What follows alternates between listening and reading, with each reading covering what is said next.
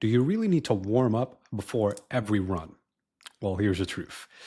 Are warm ups overrated? Do they help prevent injuries or are you just wasting your time? As a physical therapist and run coach for nearly a decade, I've worked with hundreds of runners from weekend warriors to sub 3 marathoners. And I can tell you this most runners either skip their warm up or do the wrong kind. And it's costing them in pain, PRs, performance. In today's video, I'm going to break down exactly what kind of warm up exactly helps reduce injury risk, how long it should take, and what to do step by step. And stay to the end, and I'll share a common warm-up mistake that left me limping off the track with blisters. And if you're currently running in pain or want to avoid pain altogether, want to prevent injuries, check out my free training in the description on how to run pain-free. So why warming up matters? Running is one of the high-risk injury sport, actually. About 80% of runners get hurt every year.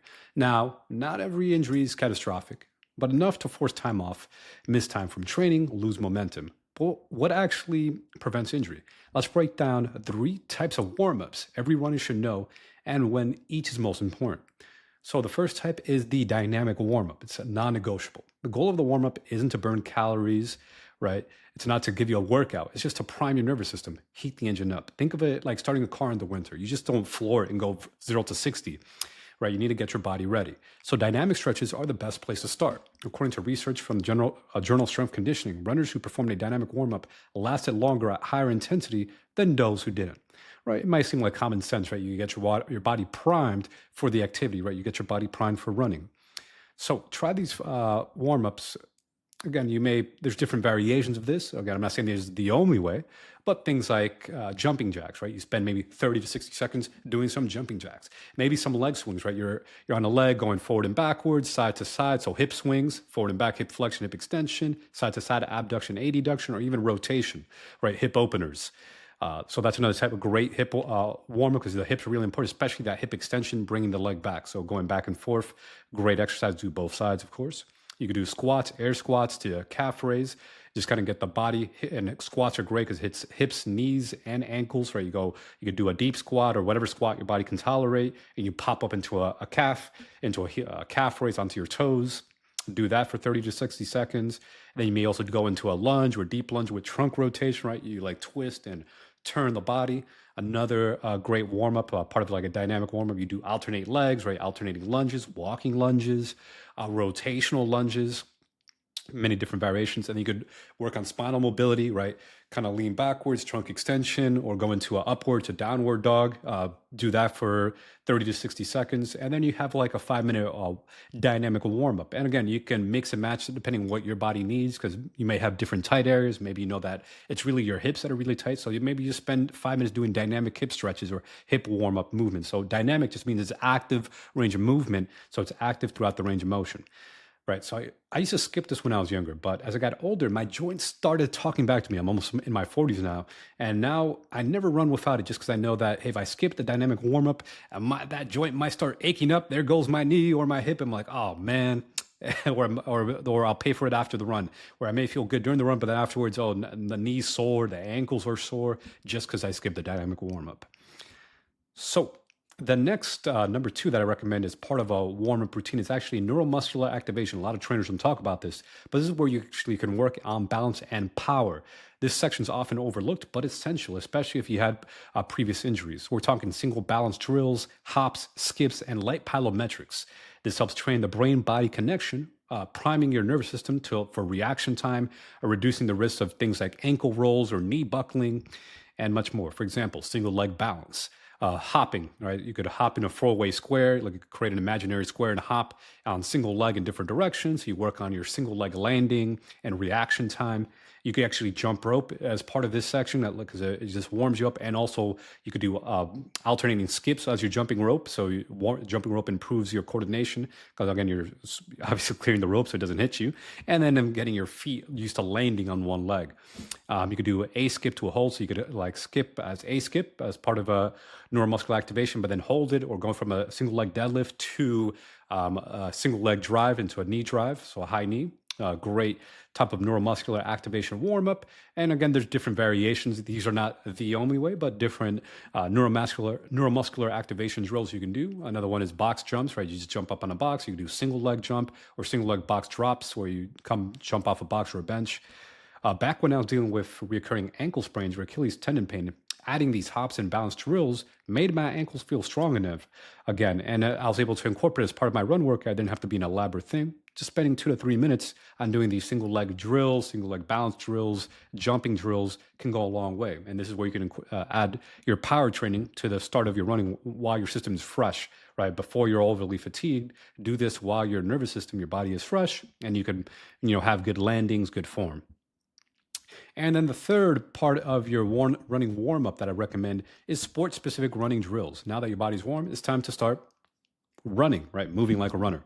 So this is where you may spend like 5 minutes doing light jogging, right? And then maybe you'll do some A skips, B skips, butt kicks, karaokes, high knees, short sprints, wall drives, bounding. Bounding is just essentially you're kind of like jumping like Super Mario, like on single leg jumps across a field or a track. And you may even go run backwards, right? Jog backwards, or go barefoot if it's safe to do so, short barefoot strides. Again, but it has to be safe. So these are running sport-specific run drills, right? They're specific to the sport of running. And if you're like scratching your head, just think that you're doing movements that mimic running. So in this case, jogging mimics running, just slower running or easy pace running. And then the A skips are kind of exaggerated like running form drills, again, specific to running. So one word of caution though, with the drill, especially the more advanced like bounding, because you're generating a lot of power or force. So if you're not ready for that, just stick with like gentle high knees or just jogging or slower A skips instead of trying to sprint A skips. And then the barefoot. So once I overdid barefoot running, right? So I was like, oh, let me try barefoot running as part of my warm up. And I kind of went a little bit overboard and I had massive blisters in my feet. So if you try barefoot drills, just start very slow, maybe start with just 10 or 20 seconds, and then you can build up over time, but don't go completely barefoot right away or do an advanced sport-specific drill when your body's not ready for it, or even bounding, right? Bounding is like jumping on a single leg.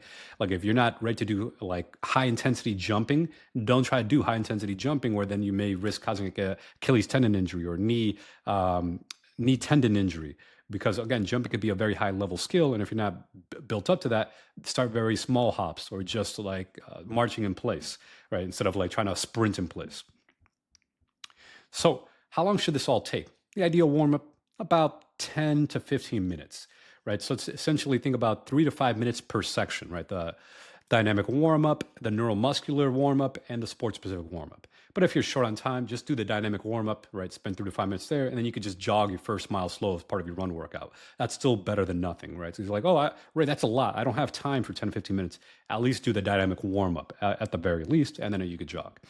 And if you're coming off another workout, maybe you're a multi-sport athlete, like maybe you also you're a triathlete, you do cycling and swimming, right? If your body's already warm, you just finished doing a cycling workout, oftentimes you could just go right to the run. Maybe you'll just jog as part of your run specific warm up, and that's good enough because you already warmed up for cycling. Or if you started doing lifting, you were lifting beforehand, so you did lifting, you already lifted and your body's already warm. Again, you could just jog and go right to your run. That's good enough. However, pro tip, if you're injury prone or feel stiff often, you might need a good 20 minutes to get properly warm. You may even need 30 minutes, especially if you're already dealing with an injury at the moment. You may actually have to do your rehab work as part of your warm up, right? If you're dealing with knee pain, you may have to do your knee rehab exercises as part of your warm-up so you could safely go for a run. Oftentimes people with injuries are the ones who actually need the longer time warming up. This is where you actually need the longer time. But if you're healthy, you could get away again with the shorter, like 10 to 15 minute warm-up routine. And then you should also be warming up before your lifting session, or if you're a cyclist, before your cycling session. Warm up before any activity that you typically do.